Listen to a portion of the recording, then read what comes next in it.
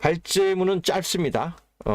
평소에 제가 여러 개 보통 책 한 권이 여러 개 장으로 나뉘어지면 제가 한 장별로 한 페이지 내지 두 페이지 이 정도로 이제 요약을 하면서 보통 제가 슬라이드를 만들 때 20페이지 내외, 15에서 20페이지 정도, 그 정도로 좀 만들었었는데, 오늘은 다 충분히 만들 시간적 여유가 없었기도 했거니와 딱 깔끔하게 한 장당 딱 슬라이드 한 장씩만 만들었습니다.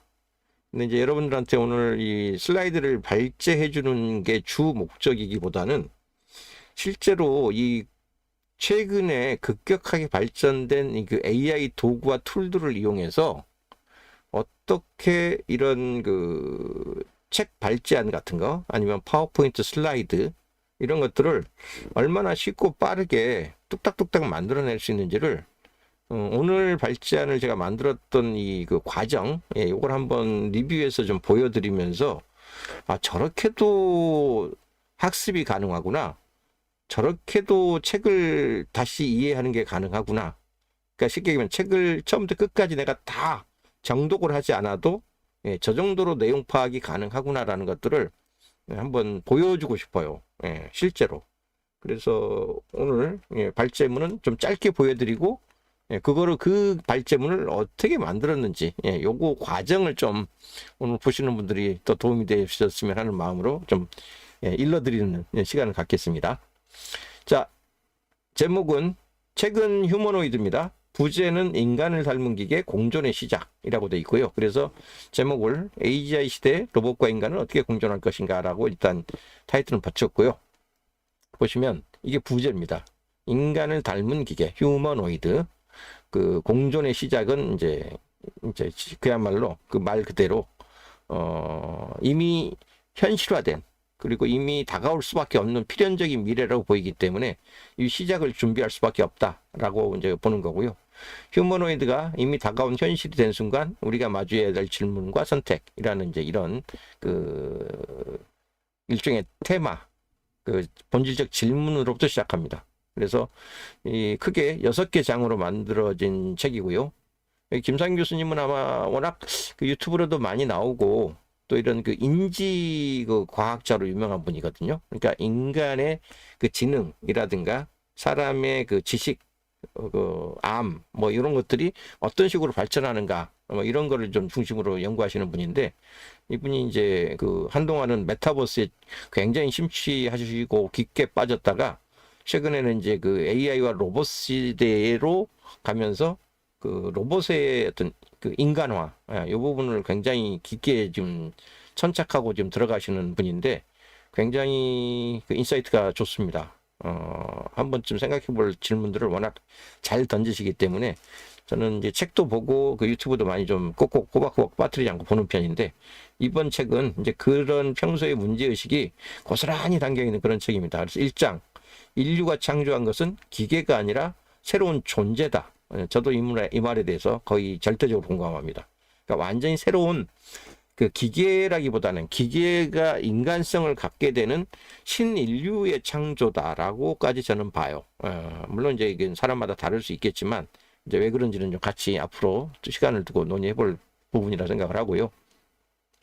그리고 이게 산업적인 측면에서 어떤 시장 경제적 관점에서 본다면 인류 역사상 가장 거대한 무려 60조 달러입니다. 60조 달러의 휴머노이드 시장이 펼쳐진다. 60조. 우리 지금 환율 기준으로 1,400원, 1,500원 잡아도 여기 곱하기 1,500 해야 됩니다. 1,500. 예. 천만 곱해도 얼마예요, 이게? 계산이 안 돼. 계산이 안 돼. 우리나라 지금 연간 예산 규모 뭐 이제 또 이거 새로 시작하겠지만 거의 지금 한 600조에서 800조 정도 되나요, 지금 우리가? 여기에 1,000 곱하셔야 됩니다. 하나로 하려면 1,500원 이상 곱해야 되니까.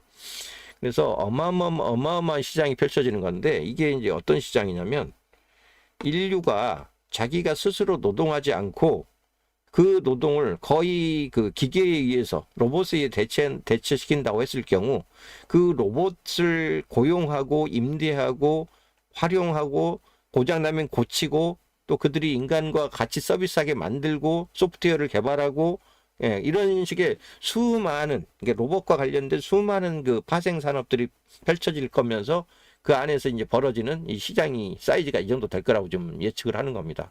요 사이즈가 거의 뭐 예상하는 게 보통 한 2050년에서 뭐 길게 봐 2060년. 지금으로부터 지금 25년이니까 벌써 앞으로 한 25년, 30년 요 그 사이에 펼쳐지는 시장으로 보는 거예요. 한 제너레이션에. 그다음에 3장 인류보다 더 신속하고 정교하고 쉬지도 않고 일하는 존재가 온다. 이게 무서운 얘기거든요. 더 신속하고요. 이미 계산이나 뭐 아니면 무슨 뭐 글을 써내는 능력이나 뭐 셈을 하는 능력이나 뭐 지금 현재 LLM들이 하는 역할만 하더라도 인간 대비 거의 뭐 10배는 기본 100배, 1000배 빠른 그런 작업들을 해내거든요. 그리고 그게 이제 정교하기까지 합니다. 이제는 이제 거짓말도 안 해요. 할루시네이션도 없어졌어요, 거의. 이제 그러니까 더 정확하고 더 정밀하고 이런 상황이 좀 오고 더군다나 24시간 쉬지도 않고 일합니다. 그러니까 지금 사람들을 고용할 때 우리가 하루 근무 시간 8시간 그래서 뭐 주 52시간 노동을 해야 되니 말아야 되니 그 전자업계, 컴퓨터업계, AI업계에는 뭐 이 시간을 더 늘려줘야 되니 어쩌는지 그런 지금 논쟁이 벌어지고 있는 마당에 얘는 24시간 동안 쉬지도 않고 일합니다.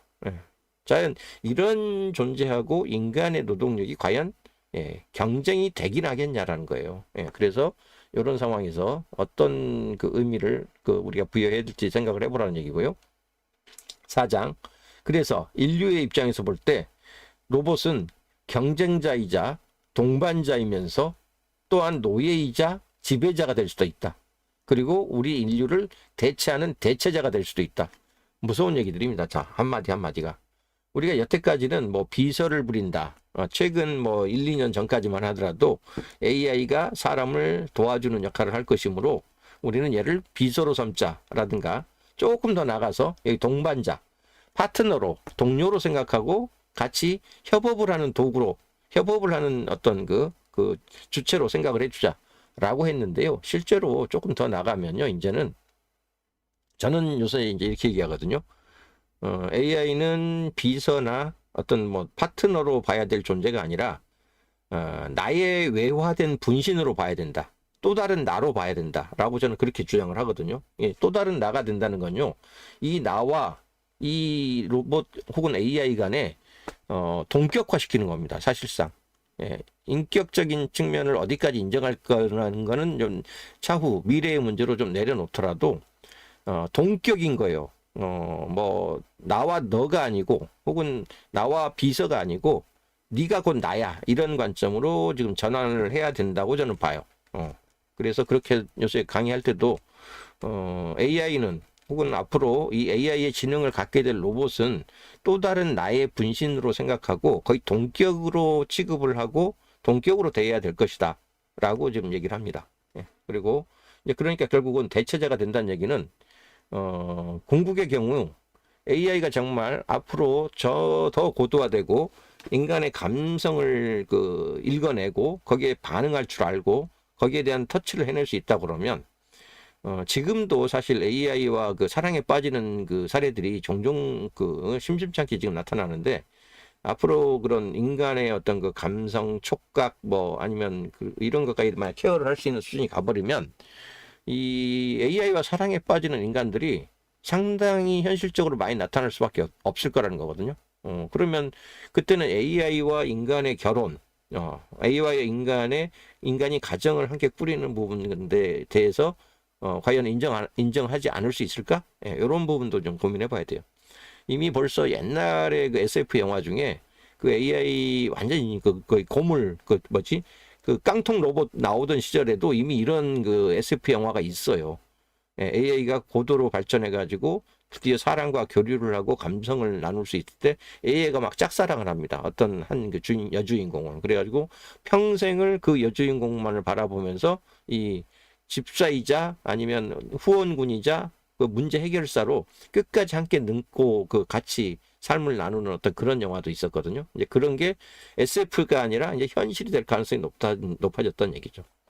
그리고 6장 인류는 휴머노이드로 꿈을 꾼다. 그러니까 어떻게 보면 인류가 그동안 생체적인 한계에 묶여가지고 하지 못했던 미래에 대한 어떤 꿈, 그게 과학기술이 됐든 뭐가 됐든 이걸 가지고 새로운 인류의 미래를 꿈꾸는 거를 어떤 휴머노이드로 대체하는 그런 시대가 올 수도 있다. 이제 라는 얘기를 하는 거죠. 그러면서 이제 마지막으로 에필로그에 나는 인지과학자인데 왜 인지과학자가 휴머노이드를 얘기할까라는 이제 그런 얘기로 굉장히 좀 굵직한 그런 질문을 던지면서 이 마무리가 되는 그런 책입니다.